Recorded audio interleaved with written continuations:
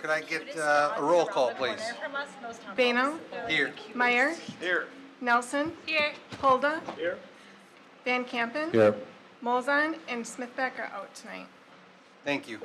Seeing as how we have a quorum, we will move on in the agenda. Item 3 is the appointment of a chair. Are there anybody that would like to nominate somebody for the chair position? I would nominate Greg Snelling. I'll second the nomination. I'll second that. I'll move to close nominations.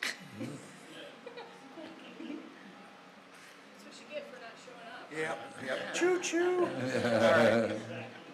All those in favor of Greg as the chair signify by saying aye. Aye. Aye. All those opposed? Congratulations, Greg. Item number 4, appointment of vice chair, open nominations. Nominate John Biano. Second the nomination. Right. Do you accept? I do. Anybody else? Okay, I guess we'll close nominations. All those in favor signify by saying aye. Aye. All those opposed? Yay me. All right, thank you, everybody. I appreciate that, I do. Thank you. Number 5, approval of minutes, April 9th and May 7th. Anything that anybody sees that is out of order on those? If not, I'll take a motion to approve. So moved. Got a motion? Do we have a second? Second. We have a second. All those in favor of approving the minutes for April 9th and May 7th signify by saying aye. Aye. Aye. All those opposed? Motion carries. All right, item number 6 is public appearances, and we have public. So at this time, we open up for community input. It's just I'm gonna give a Cliff Note version of this. It's a time when we have for open communication with members of the community. We like to give about 15 minutes of opportunity for people to speak. We request that you try to keep it to 3 minutes or less if possible. We as a planning commission cannot really react to it. If it is something that needs to be attended to, we can refer it to a future meeting. So if there is somebody that would like to speak, I heard that we have at least one person that's registered. Is that correct, Joy? Oh, welcome. Here we go. I'm Ann Michaels. I live at 630 South Woods Edge Drive. I'm here to represent myself as well as my nonprofit. Oh, it looks like somebody else. And I am speaking again, just as we pick up the conversation on the accessory dwelling units. I wanted to just share with you some things that came out of our educational program last Wednesday. Both morning and evening session, I had some Oregon residents. We talked about certain challenges that they had with housing, and I did bring up, the process here where we are rewriting about ADUs, and in both sessions there was participants that were very intrigued to know that there is a possibility for the rewrite to include more opportunities for renters. And I know in the last discussion of the ADUs, there was some debate of ownership versus rental. And I just wanted to share that even there was a diverse group of people. Some were single, some were married, some were homeowners, some were renters. And we really just were aware of the biases that we had from our past experiences and how that affected our future decisions. And I feel like that was something I wanted to share here, even though some of the participants just had me share what they had shared. And it was really just the bias that came with renters. And I did a little more research, and surprisingly, there is a growing segment of older adults who are choosing to rent. And I just wanted to have you keep that in mind when you are making that decision in the code of if the unit or the ADU, the home is both renters, both owners, one or not. I know you didn't make any decisions on that, but just wanted you have that in mind, because I feel like what you do decide is what we call upstream solutions. You have the power here locally to create some intentional, thoughtful change that will open up housing for people here in Oregon who are looking for rentals and or who are homeowners who are looking for another option. Like the example of, you know, if it's an older couple who owns a home and wants to put an ADU in the back. I did have a gentleman who was thinking about that. Greg, welcome to the show. Sorry, what did you wrong? I apologize, I'm sorry. But I just wanted to share that, you know, having more flexibility in housing is, through ADUs, is a great way to enter gentle density scale into our village. And just appreciate you considering that when you bring up the discussion for rentals and ownership at that point. So thank you so much. Thank you.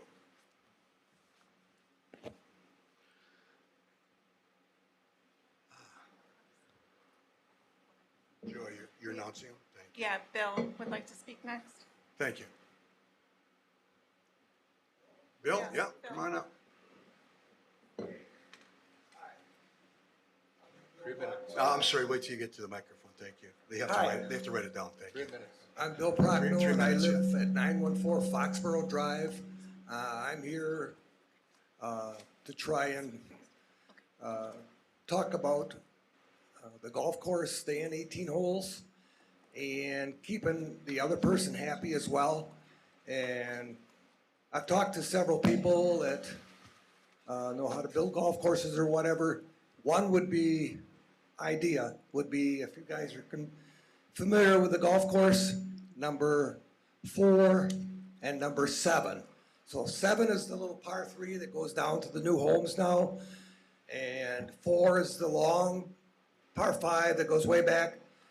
If we did those 2 holes for homes, and of course the house that's there now that Mike lives in and the shed, there could be over 100 lots with his measurements. That'd be a lot of money, you would think. And that's 100 new homes in Oregon. That's a lot to take. And we still could keep our 18-hole golf course. We'd have to add 2 holes because we're taking 2 away. They both would be par 3s, which would take our course down to par 70 instead of a par 72. It would appease, I know there are a lot of people over here that are concerned losing the golf course. We only have one public golf course in Oregon at the time. The other one's private and it costs megabucks to join. I actually work on the golf course in the maintenance crew and mowing and whatever. I see all the people that come there from all over. It'd be a shame to lose all those people that come from out of town and all the people that I'm starting to know that live in the city of Oregon now that golf. Any questions? No, thank you very much for your input, appreciate it. Jacqueline Kamen.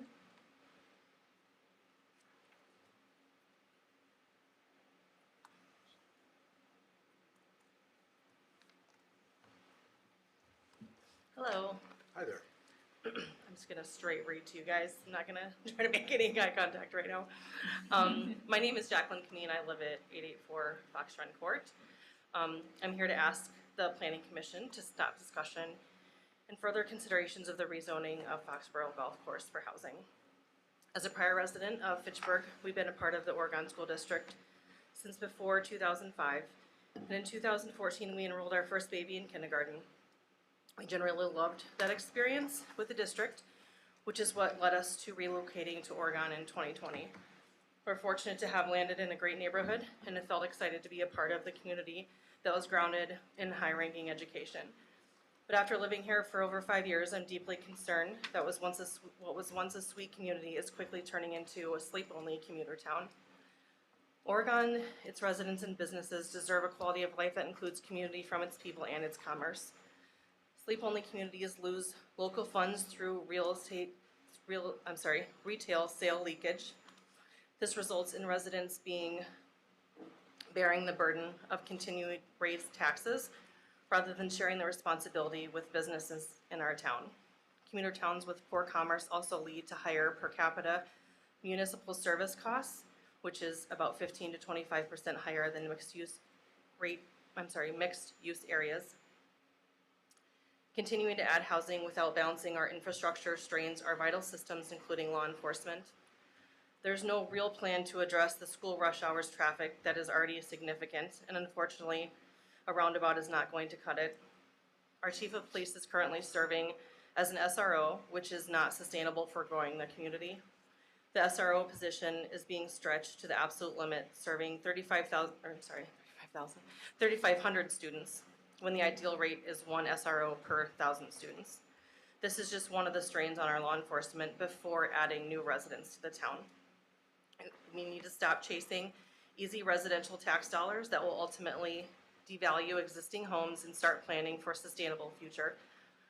As our neighborhood cities continue their own development, there is a real possibility for retail dollars coming here rather than leaving, and transportation infrastructure like bus systems that would be a great benefit to Oregon and its residents.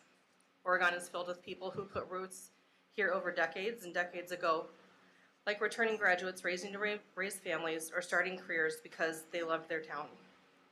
My fear is the nostalgia for our sweet town will fade, and any attraction to stay or relocate to Oregon will dwindle because we lack true character and commerce. Using the most basic web search, I was able to find a few resources to tap, such as the EAP Smart Growth Self-Assessment, a toolkit to kickstart sustainable planning in cities, the USDA Rural Business Development Grants, or private funding like Amazon Small Business Grants and FedEx Small Business Grant Contests. I think we could also incorporate things such as a business mining day to see how we can help businesses and business-minded residents attract to the area. Collaborate with retail space owners about subsidizing rent to help the businesses establish itself,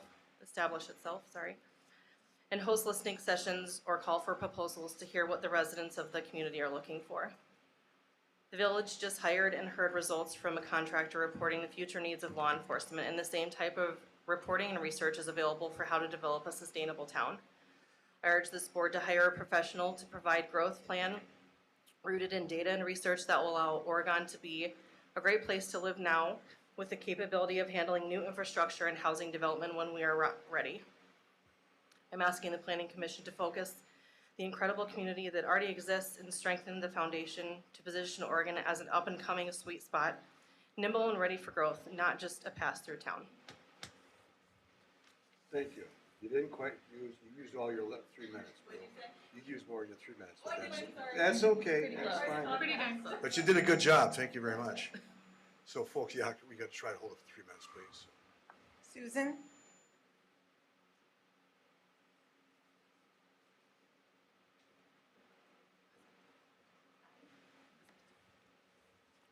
Suzanne Claiborne. I live at 859 Fox Run Court, and I'm a new resident to Oregon. I moved here in July. And when I moved, the former residents did not notify me that there was a possibility of development of the golf course. And I moved to where I live because there is a golf course. So I'm here just to let you know that I am in opposition of the development of the golf course, as is a majority, if not all but one person that I know of that lives on the golf course and does not want it to be taken away, doesn't want it to be reduced to a 13-hole or a 10-hole or anything. We want it to remain an 18-hole golf course. I also am curious to know that if it is redeveloped and all of our property value decreases significantly, what kind of compensation, if there is any, that the village can propose to the homeowners. When somebody builds a house, which I did not build a house, but I bought a house because it's on the golf course. When someone builds a house on a golf course, they do that expecting to have a golf course for the duration of their residency there. So it's a great disappointment to the residents. And then the other thing I wanted to bring up, if I can squeeze it in my 3 minutes, is the we've been having meetings. The developer has been holding meetings, and we've been discussing our opposition. But I wanted to make you aware that at the last meeting, flyers went out to neighbors, but the majority of the people who live on the golf course did not receive flyers. So I'm going to ask all of you for total transparency and letting us know when things like this happen, because it felt a little bit sketchy that we were not made aware of the meeting and what the next proposal was. So I want you guys to make sure that we are all in the know so that we can attend all meetings and let our voices be heard.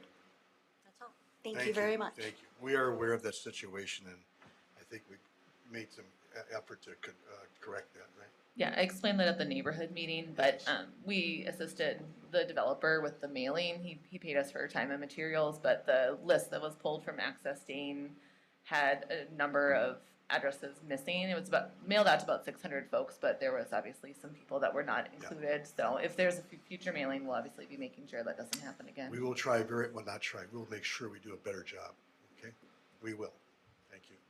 Next. Just one more here. Tina?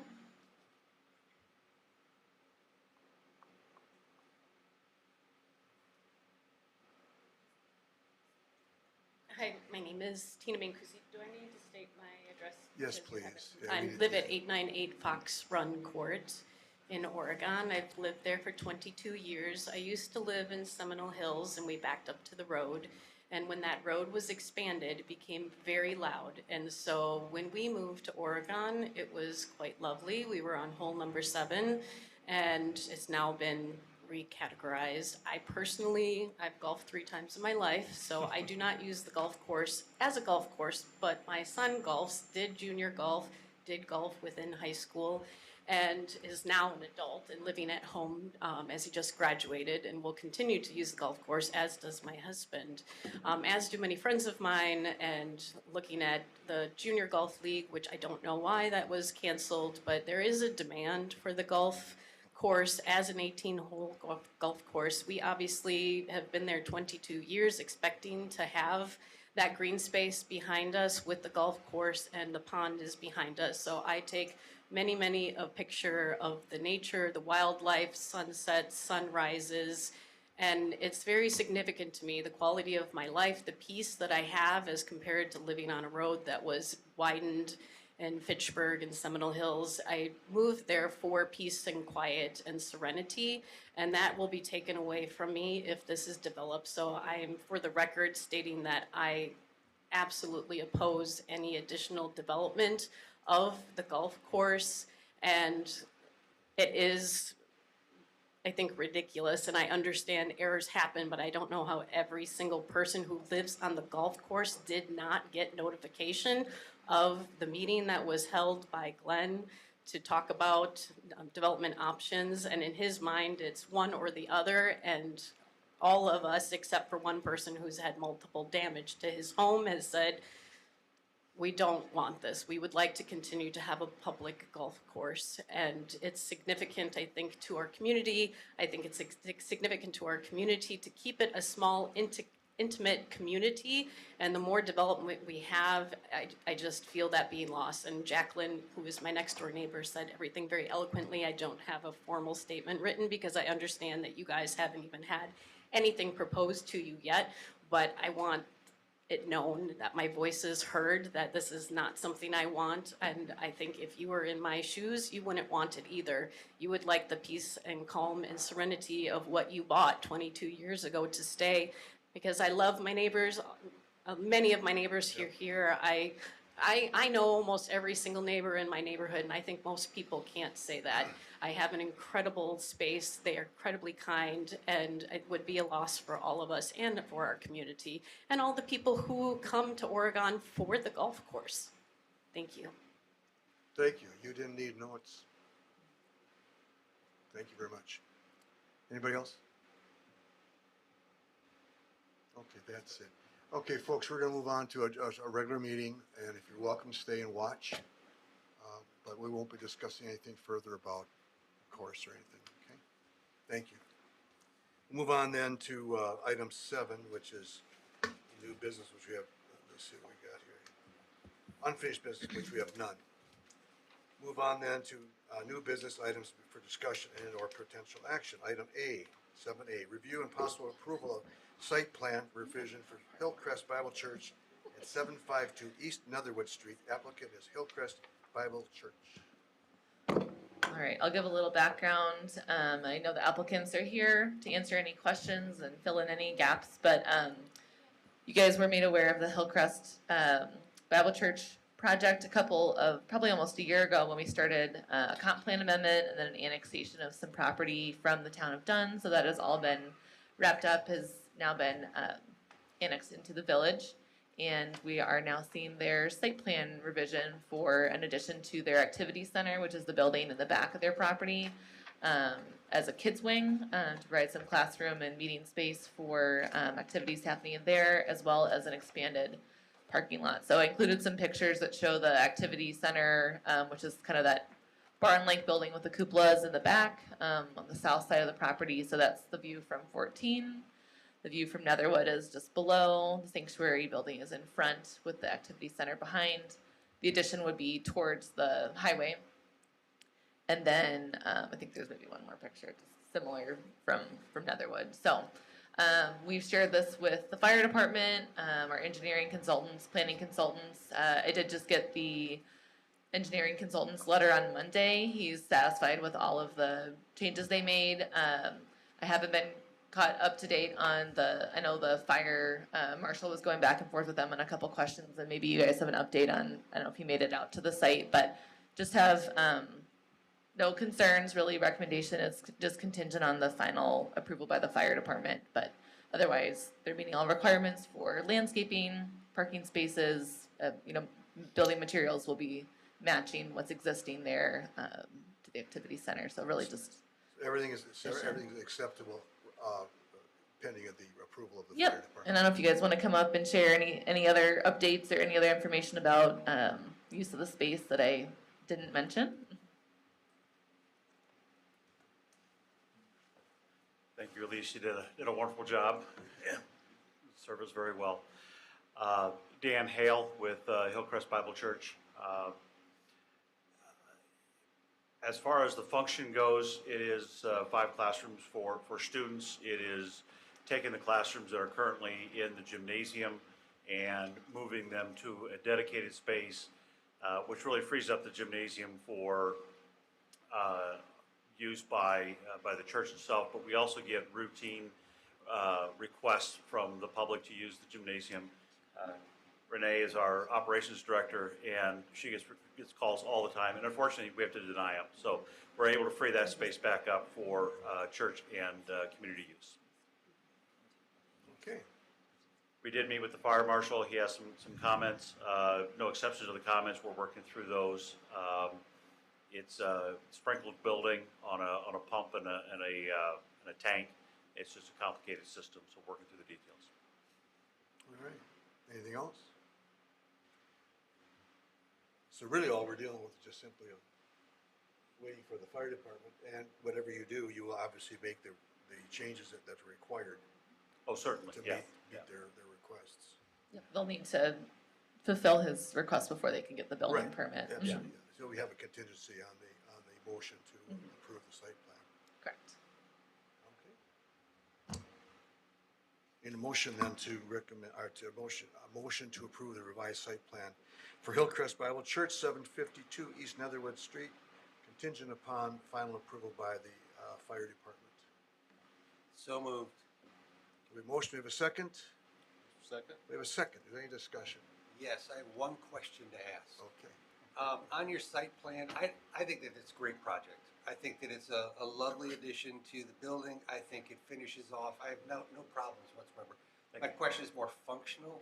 If the intention is to add more parking, right there, you've got the wine jug ear on the right-hand side of that plan, which is a whole lot of pavement, when you could have just simply added probably at least 6 more parking stalls? We agree 100% with you, and we anticipate making that adjustment and requesting an amendment. I would, okay. I would add that as an addendum to give them the flexibility to add up to 8 parking stalls at the wine jug ear if they so see it. Thank you, John. Scott, Appreciate it very much. Okay with your second? You okay with that? So you're amending your motion. He's amending I the motion. I'll Yeah. amend my second. All right, thank you. Then obviously, if you guys do change that plan, just make sure I have a copy, but it sounds like we don't need to come back to planning commission for that minor of a change. You guys are awesome. Thank you. No, we are. Okay, we motion, we have a second. Any more discussion? All in favor, say aye. Aye. Opposed, that motion carries. Thank you for So coming that in. was the vote on the amendment, so now you have to vote on the On actual motion. actual motion. Yes, Candy. That's what happens when the clerk's here. That's what you get for having only dotted i's beginning to cross the t's. So, That's what we you have a think. motion and a second for the additional. Okay, is there any discussion? All in favor, say aye. Aye. Opposed, motion carries. Now you're done. You what? Now you're done. No. Now you can head out. Thank you. Boy, Thank you. I've been corrected, so, thank you, Candy. Thank you. Yeah. Yes, good job. All right, moving on, then we'll go to item 7B. Review and possible recommendation to Village Board for extraterritorial jurisdiction, certified survey map at 900 Hillcrest Lane in the town of Oregon. Property owner is Scott Templeton. All right, we haven't seen one of these for actually almost about a year, but Yeah. Hillcrest Lane is just south of Windridge Road. Sorry, flip that around. Windridge Road is just off of Hillcrest Lane, but this is a lot, if you just scroll down a little bit, just being split into 2 buildable lots in the town of Oregon. This is in our ETJ jurisdiction, so Laura and I have looked at this and we don't have any concerns, so we're the last to review. This has already been reviewed by the town planning commission and board and Dane County, and has received their approval. So we just state that we are not in opposition. This will go to the village board later this month, and then we'll be able to sign. Typically in this instance, we pass it on without any objections. Correct. Okay, so we need a motion to recommend the village board, no opposition to the extraterritorial jurisdiction of certified survey map 930, Hillcrest Lane, town of Oregon, property owner Scott Templeton. We have a motion? We have a motion. We have a second. We have a second. Good, we get everybody involved. Any discussion? All in favor say aye. Aye. Opposed, the motion carries. Thank you. Move on. I'm sorry, item, you can't hear me? Really? That sounds pretty loud. You're getting a little far from the mic. I'm gonna eat it, that's what I was All told. right, there we go. And my daughter's wedding, eat the microphone, okay. For discussion only, oh my God. Continuing conversation regarding potential zoning text amendments, accessory buildings, it's ADUs, short-term rentals, STRs, and assorted minor updates. Get my notes. Okay, see if this is too loud now. Is that okay, Tim? Okay. So, continued. I think it was 2 months ago, we had Larry here talking about accessory dwelling units, which then morphed into conversation about short-term rentals, Airbnbs, that kind of a thing. And then this has kind of been dragging along, but there are some minor text amendments that are truly low-hanging fruit, cleanup items that need to be addressed, I think, probably sooner rather than later. Those are listed in those bullet points there. So just before we get into the meat of the discussion, I just wanted to note those 4 items there. If you'd like to have any discussion, we certainly can. The latest one we added was reduced lot size requirements for twin home lots, just slightly moving that. I think it's from 5,800 square feet to 5,500 square feet or 5,200 square feet, but this is kind of driven by, we have a lot more corner lot duplexes now than we've had before, and obviously a lot more 0 lot line duplexes than we've seen in the past. So with the way that those have laid out in different neighborhoods and how the corner lot duplex is actually built where the shared wall is, sometimes it can result in a slightly smaller than average lot size. There's a project right now in one of the new neighborhoods that's being built right now that they like to split it, but they would not meet the minimum lot size requirement. So we've taken a look at what some of our neighboring communities have. Our minimum lot size is fairly high compared to those others. So consulted with Sonia at Van de Waal, and she was comfortable recommending a slight reduction. So there's a memo towards the end of this to kind of describe that change. But we can have the larger discussion, but I assume we're still going to need a little bit of time, especially to check in with the village board on where they are sitting with the accessory dwelling units and the short-term rentals. So if you all don't have an objection, I can work on preparing the ordinance and a public hearing for those cleanup items for the July meeting. And then we can kind of take care of those and then just focus on the larger, kind of more policy level discussion on these bigger items and hopefully get to a public hearing maybe early fall.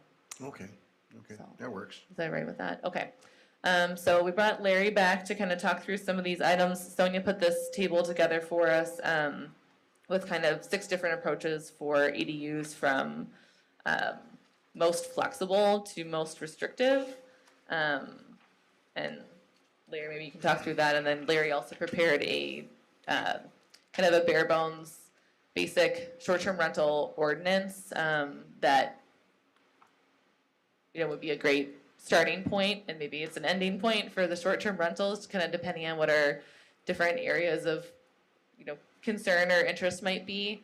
So kind of hand it over to him to talk through some of the pros and cons, but we did try to kind of address some of the questions and discussion that was brought up back in April about some of these different points with the ADUs.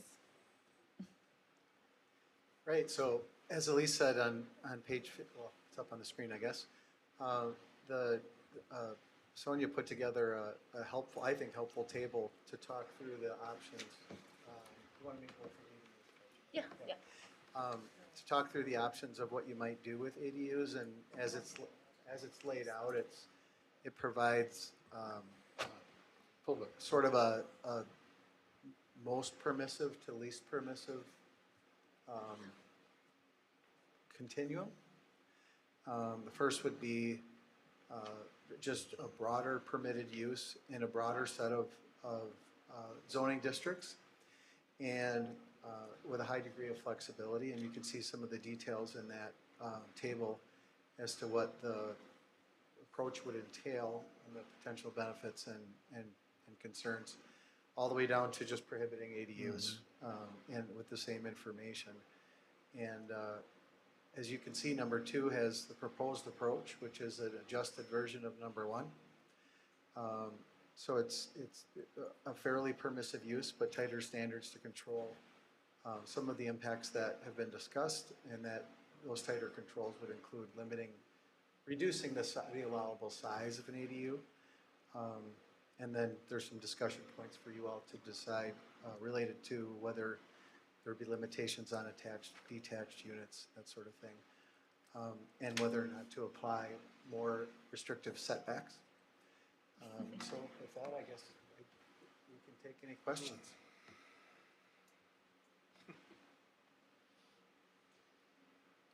Anybody want to jump on that? Scott, you're smiling. No? Okay. Maybe I missed a meeting. No, you didn't. I don't remember option 1 being the current proposed approach. I thought we were sort of landing on 3, the last I remember, where we were talking about having some sort of structure for ownership, to rental opportunities, to having materials being similar in nature. I didn't think that we had much of an opinion as to whether they were attached or detached. That was my memory. Yeah, it was back in April. We last talked about this because last month was the Old Village Hall joint meeting. I think there was discussion about some more owner occupancy language with some members of Planning Commission. I think maybe where we left was coming back with some proposed approaches, and I think there's still some concerns about enforcement specifically, but also just sort of, I guess, the ability for requirements to potentially hold up long-term legally. So I think before we went down the route of actually drafting an ordinance, we just wanted to lay out kind of all of the options before. What was, I guess, originally proposed as that top line that was kind of the draft text we were working on. And then we got into some more of these specific items about owner occupancy requirements, square footage, things like that. So, I mean, the second approach, like Larry said, 800 square feet is more common, what we see in other communities for ADU limitations. I don't know if you guys have an opinion on 800 versus 1200. There's a lot of, small ranch homes in the village that are probably less than 1200 square feet. So, I think we have some language about it can be bigger than that, but even 1200 square feet is a pretty significant size ADU. So to maybe keep it a little bit more of that secondary type use, something more in line with 800 square feet might be a better fit. I think probably where more of the discussion needs to happen, and if there's a recommendation that you all have that you want to bring forward to the board. We haven't really checked in with the board yet on this topic. How do they feel about it? Ultimately, they're going to have to be, approving any recommended code changes, but I don't know, Larry, you want to just kind of give a refresher on some of the challenges with the owner occupancy language and what, if anything, you would feel comfortable recommending? I know we talked about like an agreement with the property owner that's deed restricted. Yeah, we do see that in other communities, and that was in the packet for that April meeting. Possibility of having an owner occupancy requirement for one of the two units. I do think that that's questionable as to whether that's enforceable. And as I said in April, because of that, if, we just need to make sure that whatever decision is recommended and then adopted by the village board, that people aren't relying on that enforceability to sort of drive their decision. But as Elise alluded to in that previous packet, there was an idea that if someone applies for this, they would deed restrict their property.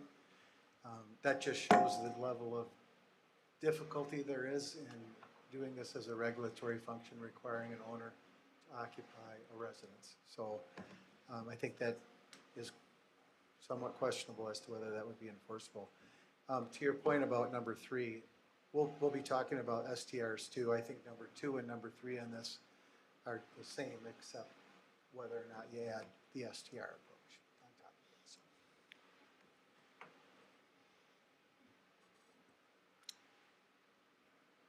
All right. This is a challenge. It's a big challenge, and it opens up a lot of trouble in my mind. And we started out with the idea of this accessory granny flat or little apartment or something, and I think we can all wrap our heads around that and say that that would be kind of unique and purposeful in places. But if we do this wrong, we've made every residential lot in Oregon a duplex lot. Yeah. Without any regard to, what the people next door think about that. They chose not to buy a duplex lot or live next to a duplex lot.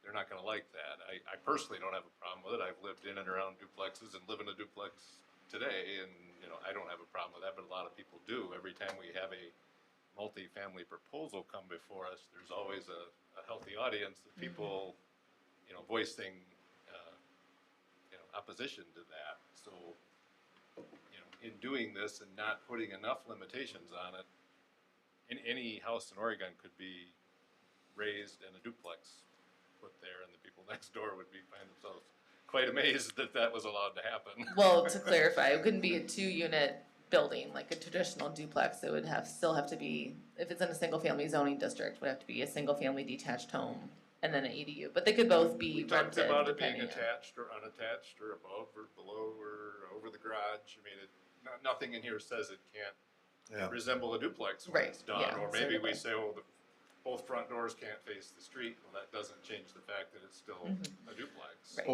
Or do we start looking at this thing and trying to put some kind of standards on it and then go to item number 4, conditional use? Yeah, and I think the thought was we don't have a lot of ability to deny a conditional use. We get a shot to put a few conditions on it. You have you do have, if you have the standards. Or option 5, which is, No, sorry, yeah, that's 6. no, you were right. I mean, CUP is number 4. Number 5 was, if this is a 2-family situation that you're creating, would you Okay. want to maybe just allow them in the TR6 zoning district? We have language where if you already have a duplex, you couldn't also add an ADU, so you're not creating a 3-family situation, but there are definitely plenty of single-family homes in the TR6 zoning district, like the entirety of North Main Street is TR6, a lot of South Main Street is TR6, so if you happen to have a single-family home, you happen to have room, you want to put this in, obviously that limits a lot of where this could go. Doesn't mean that we can't rezone areas as TR6 later, but then you're kind of back where you started. But as Larry said, if you prove this, it again effectively could create this 2-family rental situation in other areas where you don't want to see that happen. And if so, the easiest way to do that is through a zoning district. That's the most enforceable, consistent, clear way. Yeah, and we had lengthy discussions about, the ownership requirement, and Tim made some very good comments last month, in public comments about that, and I thought a lot about it, and at least for me, nothing in that, train of thought was a negative on renters. It was just trying to not create situations where, a landlord would, create a less than ideal situation in a neighborhood, again, making every lot in town a potential duplex lot.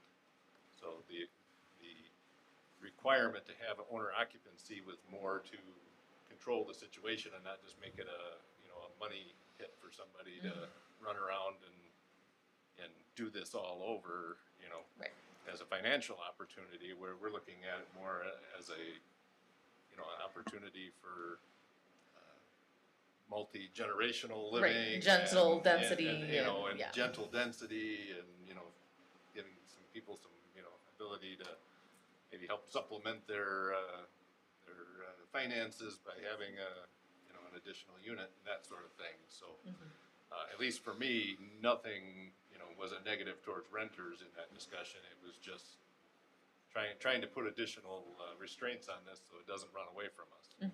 Yeah. And maybe that doesn't work, but that's at least where I was going with that part of it. Totally. Just a reminder too, I know quite a few of the newer neighborhoods that have existing covenants and deed restrictions actively don't allow these, so Right. there's already kind of a decent segment of the village where the HOA would, in their covenants and deed restrictions, not allow these as well.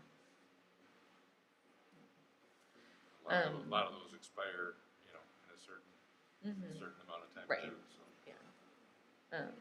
So those, that's where I have the problem with, making it too broad. And yes, it would be nice for, promote this and see it pop up here and there a little bit everywhere, but I don't want it to become what we didn't intend it to become. I agree, and I think the other thing that we brought up was the gentrification aspect. I brought up the example of where my son lives, where they're coming in and building subdivisions that are doing this sort of approach, and it's changing neighborhoods, it's changing regions of a community. And again, not a knock on renters. I think every one of us has rented an apartment or a house at some time or other, myself included. It's just that when this sort of well-intended approach becomes something different, that's what we don't want. So I guess what we're trying to do is, and what I had hoped was somebody to come back with an example of how do we keep this folksy folk approach kind of thing to something that we want to be well-intended. And I don't know if, and I appreciate what I'm looking at here, but I don't think that we're, in my opinion, I don't think we're there yet on any of them. Yeah. But I certainly don't, I don't think it's 1, I don't think it's 6. I think it's somewhere in between. Can I ask you guys a question just to help me understand?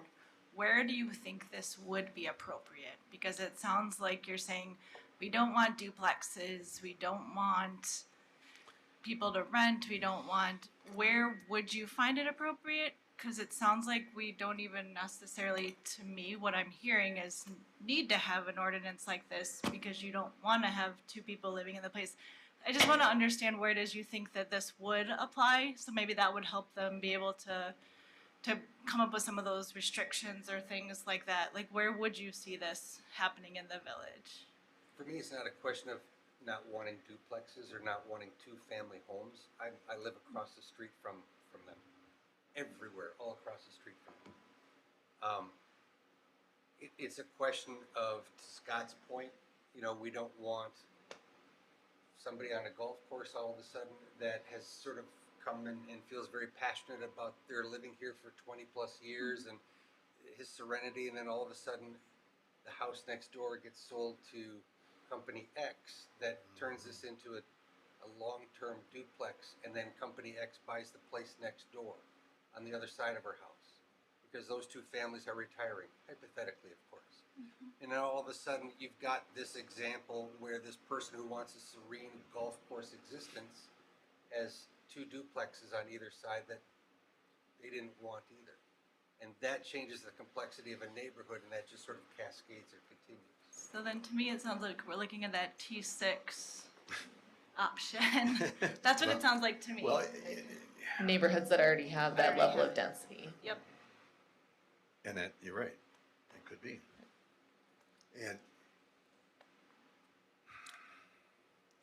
And that's just an example that comes No, to I'm mind. with you. I mean, I'm trying to help us guide where that next Right, conversation this goes. is a- You know what I mean? Keeps reminding me of the chickens. Right, I mean, we thought the chickens would be easy.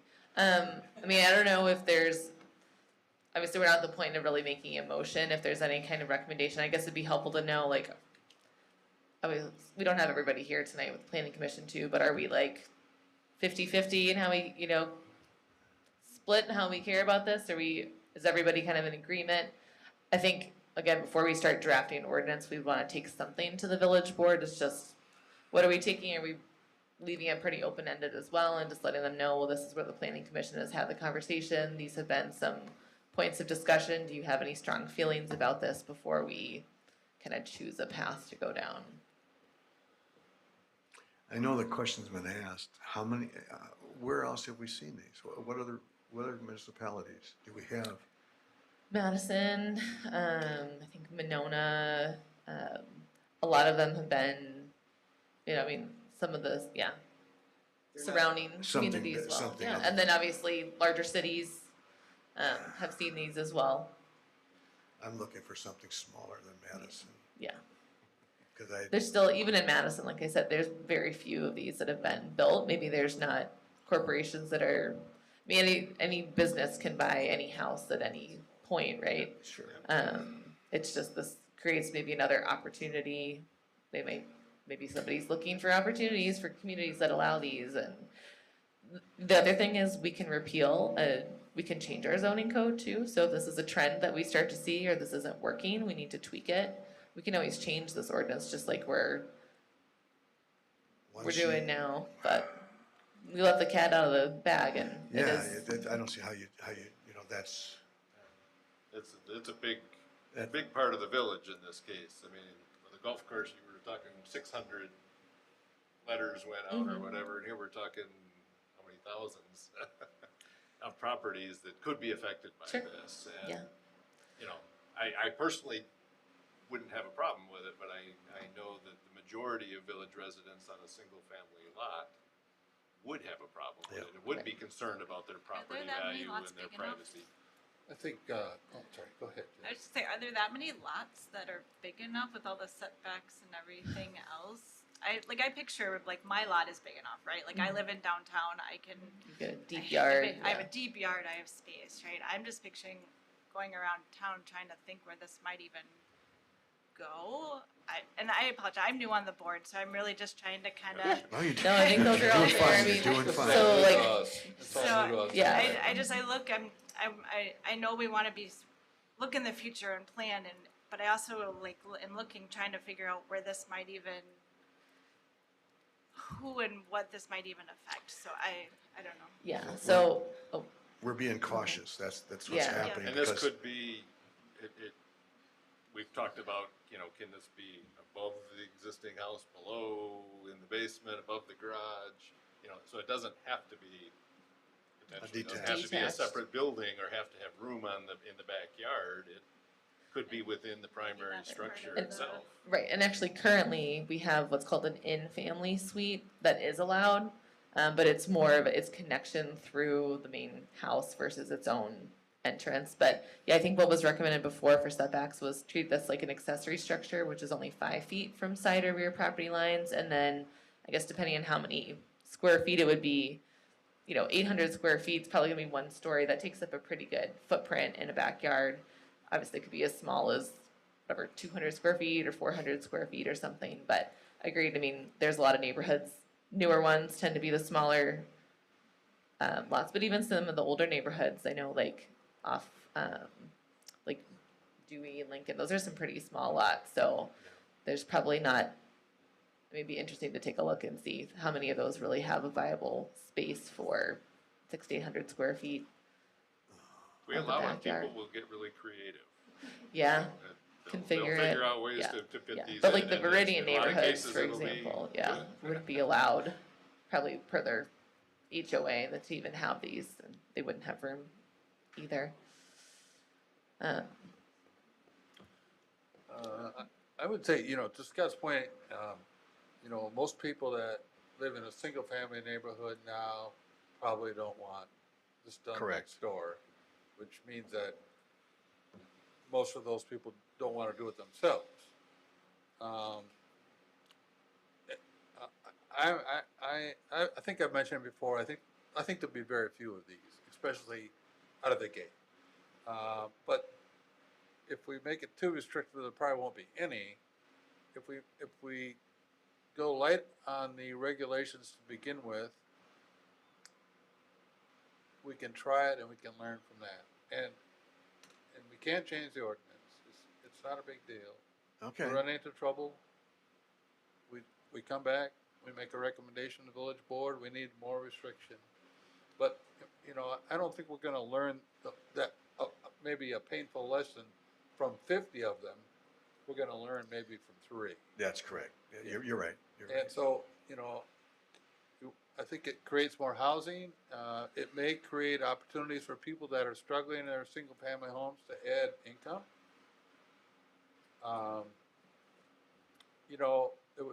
It's been mentioned in the past, what if my neighbor does this? Well, what if your neighbor sells their house to, undesirable, Yep.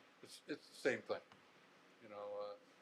It's a risk, but I really like to see us try it by starting with the minimal regulation and then increase if we need to. So you're somewhat leaning towards number 2, possibly. Yeah. Okay.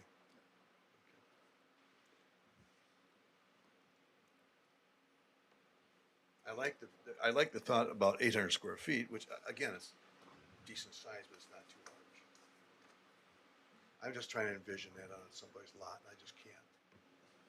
How you put a structure that big? Yeah. It's not gonna be every lot, for sure. It's like 4.5 parking stalls. Well, it's not. Yeah, you're right. It's not that big. I mean, if you want to relate it to something. So, are we in somewhat agreement, or how do you guys feel about that? Is it a problem with going like with number 2, or do we wait for the rest of the commission to be here? There's only a couple of people missing. I'd like to move something forward, but Okay. here's to your point, Phil. If there's a problem, the impetus to change it isn't going to come from this committee. No. It's going to come from somebody in the community. No, I understand that. And by that time, that change request could be too late. So while I respect your minimal approach, I think that we need to have a little bit more than minimal. Okay. But that's my opinion. Sure. Like, I wonder, could we do like the 0.5, the TR6, or as like a pilot approach to see how that would work in the village? up with a spot where you might most likely see it anyway. We could, yeah. I think, you know, to your point, there, we don't really know who would be interested. I mean, I know a couple people who would be interested in this just because they've been asking me and I know where they live. But I guess I wonder too if people would say, well, can I just rezone my property to TR6? I think that's probably what we don't want to see is No. the spot zoning where it's, No. you know, one TR6 lot in the middle of a whole block. But to your point, it's a start and it's something that we feel like we can enforce. I think So, that potentially is a better trial run to see if it creates, you know, problems or what comes up in the process of it. I don't object to it. I guess I'd go with that. I could live with it.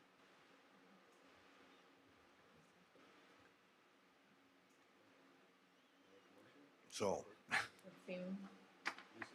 like enough, do you guys then want to just recommend that to the board, just again in discussion before we get to any kind of public hearing? Just, Yeah. this is kind of some background, this has been the discussion, this is maybe what, an approach you guys are recommending, do they agree with that? And then we can see if there's alignment before we. I'd still be curious to see, draft to anything. see some other ordinances or some other, I would really like, you know, cause we're just kind of, we're on our own doing this. We're just developing this on our own. The first memos that Sonia started doing last, well, I guess it was this winter, probably Yeah. February or so, there was examples of this is what Winona has, this is what Mount Horeb has, this is what Madison has, so I can include that in the next packet, so I'm old we and got I got it. for you. short memory. That's all right, me too. I'm Um, sorry, I go back and look at it. I can do that. Any other wildly different thoughts or direction?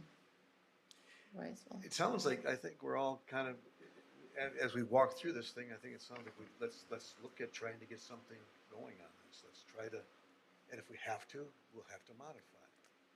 But we need to get through this and get something done. Yeah, Um, okay. So, proceed with that. On setbacks, Mhm. I guess, number 1 or number 2 on setbacks? As we build out number 5, if we were to do that. What are the differences in the setback requirements? I Oh, thought we the- were just doing accessory structure rules, which is just the Right, I 5 think feet. 1 is accessory structure rules and 2 is principal structure rules for setbacks.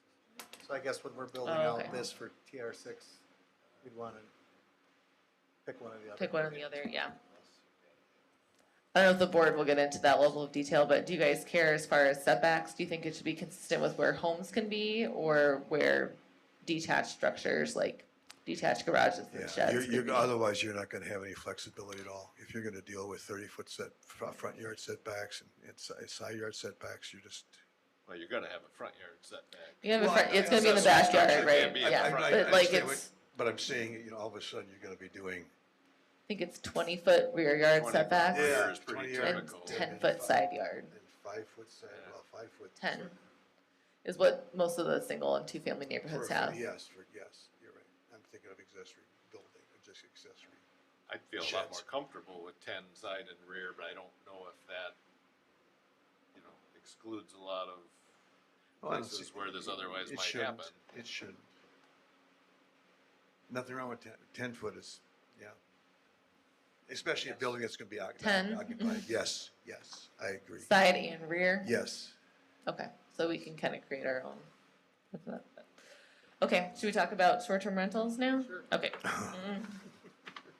And this might not be as relevant given that conversation, but because rental and how these units may be used, and we ended up in the discussion about short-term rentals. And in the packet, Condo meeting. there's a very bare bones draft ordinance.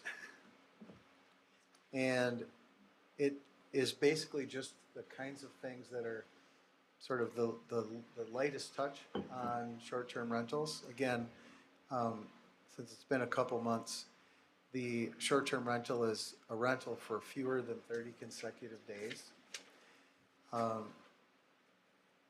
The kinds of things that we see in these ordinances that are not in this one yet are, one,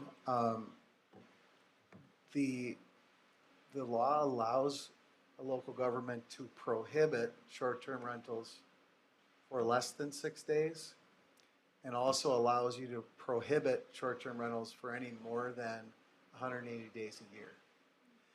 And that's not built into this draft because this draft is just the tree without the ornaments, right? So those are two things. Lisa and I had, and Sonia had some conversation about this.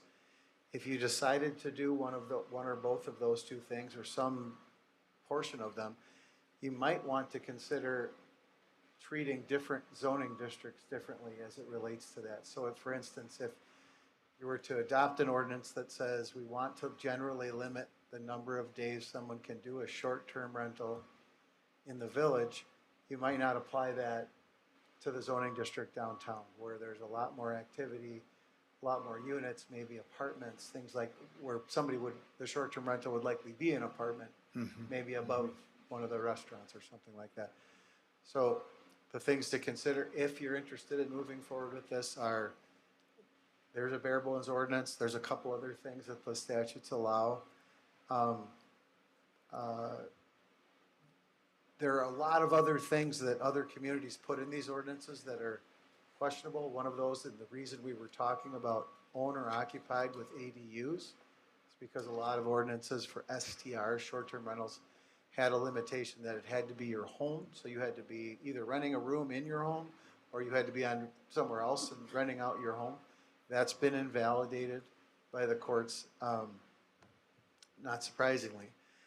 There's all kinds of other things. There's parking requirements that go beyond what's required of someone who long-term rents for a long-term. There's a lot of other things, but those are just the starting point. Those are starting considerations for you if you wanted to move an ordinance forward.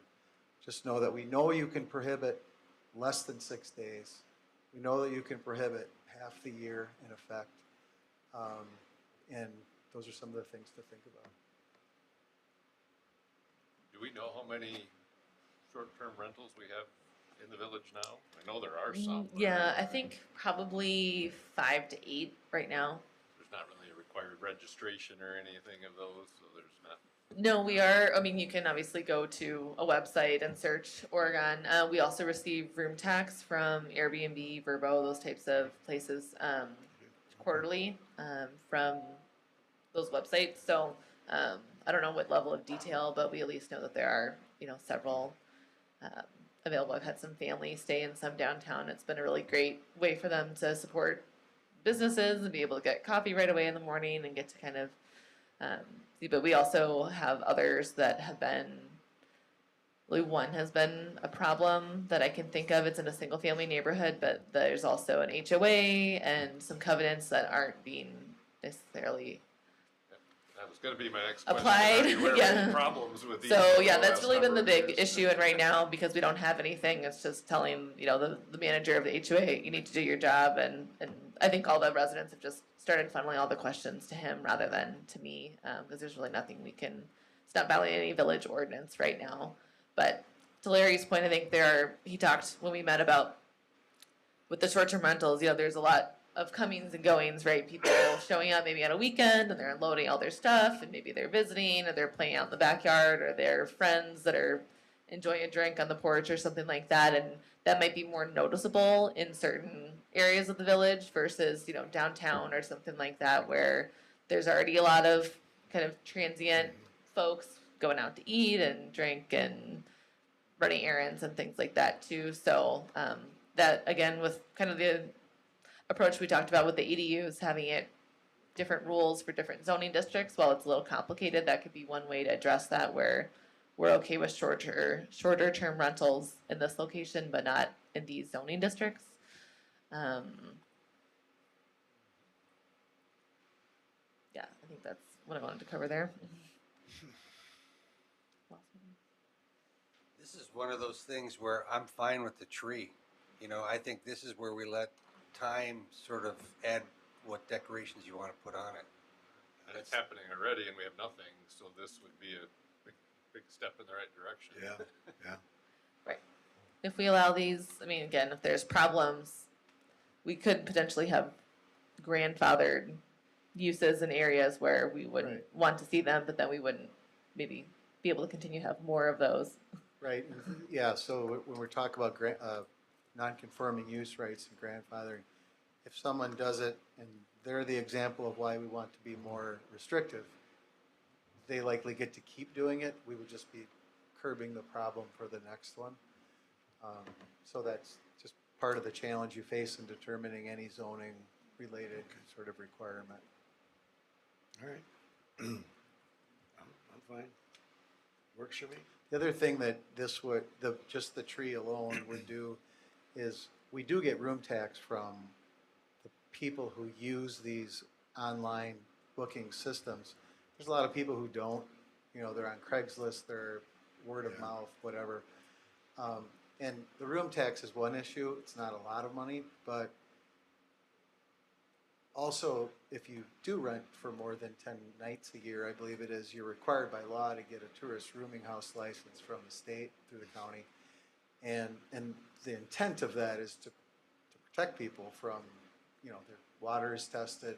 There's an annual review of the sort of condition of the space. And it's not a very high bar to reach, but it's still something. And so you might get a little more room tax, and you might be able to at least enforce if someone's doing this without the proper licensure.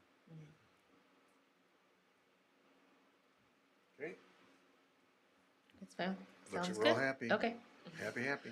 All right, we'll keep this, I guess, in our back pocket and get the ADU item kind of finalized, and we can run these together later this summer. Okay. Okay, no other new business. Move on to communication, miscellaneous business. Status of public and private development projects. I suspect we don't have anything on that. Is that right? If you have any questions, I think it's hot in here. Lauren did email me kind of a list of the project updates if you want me to read it. Otherwise, I can email it to you if you want. They're still going on? They're still going on. The big thing that's about to start is the intersection out here, Alpine and CC, that'll start right after school ends next week. Okay. And East Lincoln Road Lincoln Street. will start around. Yeah, Lincoln Street, not road. Yes, sorry, East Lincoln Street between North Main Street and North Perry will start after June 15th. Okay. All right, good. Upcoming plan commission meetings, July 2nd. August 6th, I will not be here. Family vacation. Planning staff meeting, you can look at it from May 7th. Any other items for future meetings? None. Without objection, we are adjourned. Thank you.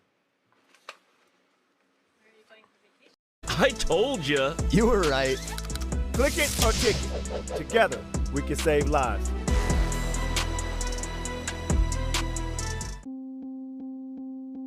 My kids put skis on.